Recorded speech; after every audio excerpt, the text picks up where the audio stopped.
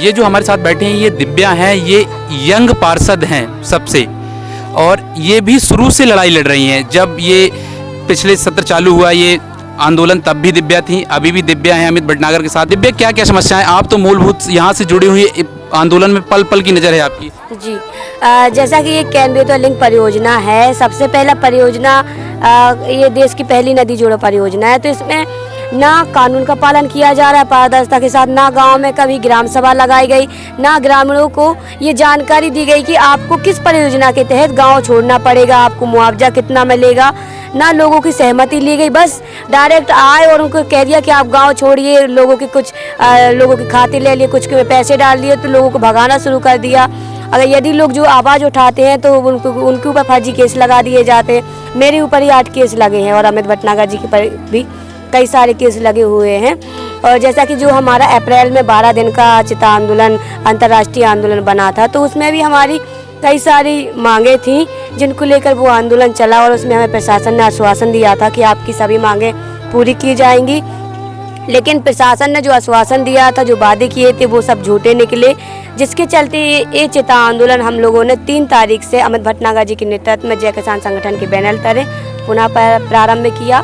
और इनकी मांग सिर्फ यही है कि कानून का पालन पारदर्शिता के साथ किया जाए। इसमें महिलाओं को पैकेज नहीं दिया जा रहा है तो महिलाओं का, जैसे यदि वोट की बात आती है तो पुरुष और महिलाओं को समान लिया जाता है, तो पैकेज में महिलाओं में भिन्नता क्यों, पुरुषों और महिलाओं में भिन्नता क्यों?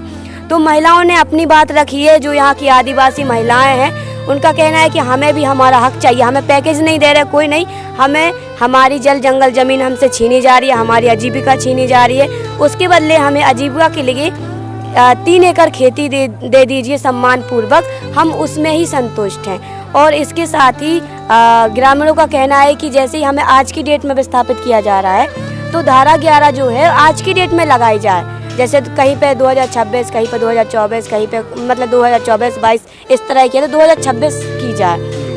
और जो केंद्रीय लिंक परियोजना है, देश की पहली नदी जोड़ो परियोजना है, तो इस पर सार्वजनिक चर्चा होनी चाहिए कि इस परियोजना के लाभ क्या है, हानि क्या है। और पर्यावरण, जैसे इसमें 46 लाख पेड़ काटे जाएंगे, तो पर्यावरणीय एक बड़ा विनाश है, तो इस पर खुल के बातचीत होनी चाहिए। अगर इतना बड़ा विनाश आप कर रहे हैं, तो इसके लिए आपने इसका कोई दूसरा उपाय खोजा है क्या?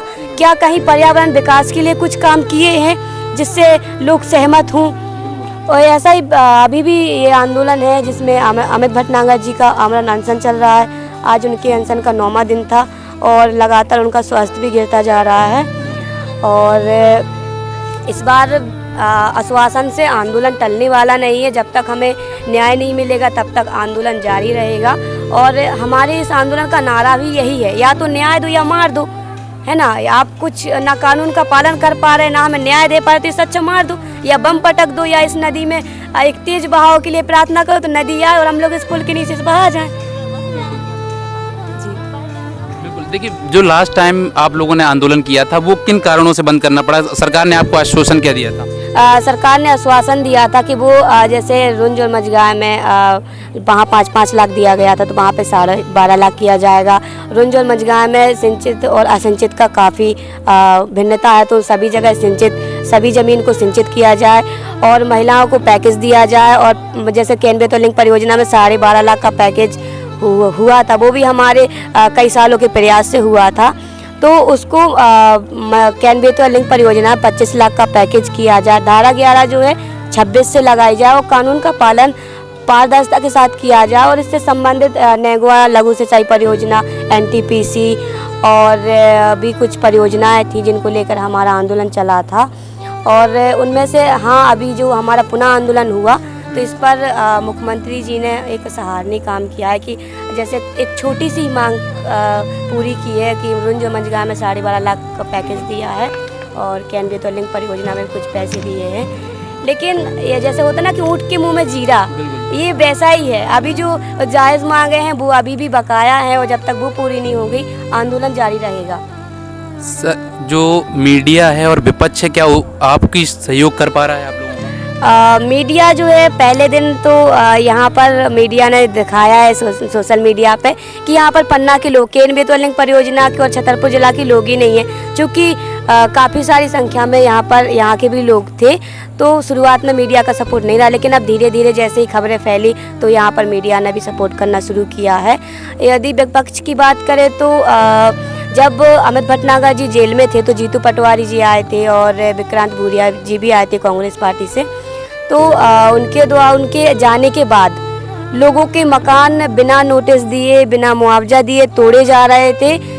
उस बीच ना कांग्रेस का कोई एक कार्यकर्ता आया है, ना कांग्रेस का कोई नेता आया है लोगों से हाल पूछने के लिए या स्थिति जानने के लिए। इसके साथ साथ कांग्रेस की एक सर्वे कमेटी भी बनाई गई थी, तो उस कमेटी का आज तक पता नहीं चला कि गांव में उस कमेटी ने सर्वे क्या किया है। लेकिन आज अगर हम देखते तो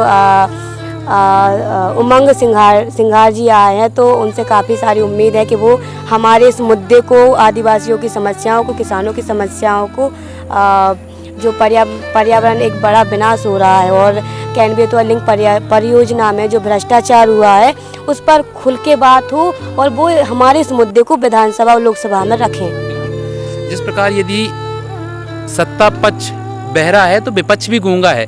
विपक्ष यहाँ टीआरपी लेने के लिए आता है, वीडियो बनाता है, रील बनाता है, चला जाता है। जीतू पटवारी आए, उसके तुरंत दूसरे दिन बाद जब ये गए तो एक आप अजयगढ़ क्षेत्र का पूरा एकदम आपने देखा होगा कि घर गिराए गए। उसके बाद विपक्ष का कोई भी बयान नहीं आया। जैसा कि दिव्या ने बनाया कि कमेटी बनाई गई थी, वो कमेटी कहाँ है? तो आप रील बनाते हैं, टीआरपी लेते हैं और चले जाते हैं, लेकिन विपक्ष ने एक भी न्याय दिलाने की कोशिश नहीं की यहाँ पे। तो विपक्ष भी इस चीज़ के लिए उतना ही जिम्मेदार है, उतना भी अकाउंटेबल है जितना सत्ता पक्ष अकाउंटेबल है।